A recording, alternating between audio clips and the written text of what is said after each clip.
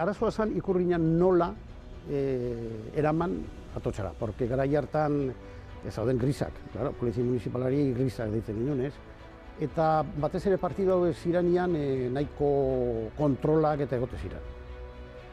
Eta ni naukan orduan goratzen naizun Fiat 128 Sport, eta hauek atzeko partean zaukaten, erruberen gainean, zulo bat juten zena nahiko atzeko atearen aldamenea.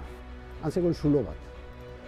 Eta nik pentsatu nuan, eta grazia pentsatu nuela, porque bestela hauetzen gertatuko, kontrolen batien gehatuko nintzela. Eta Donostiko hondarretako sarreran, efectivamente, kontrola zegoen, poliziena eta gehatu ziren.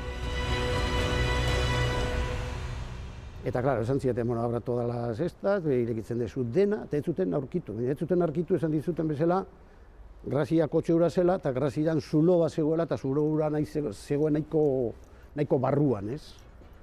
Eta miaztu zuten kotxe guztia, ez zuten ezer aurkitu, eta atotxa. Agian jende gazteak, hau ikusten duena, ez du jakingo, garai horietara heltzea oso zaila izango zaio.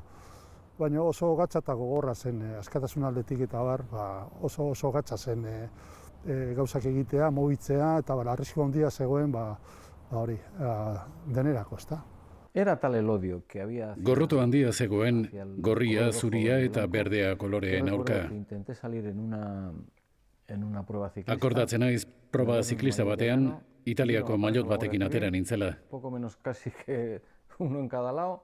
Guardia zibilak atxilotu, eta Elorrioko udaletxe azpiko kartzelan sartu ninduen.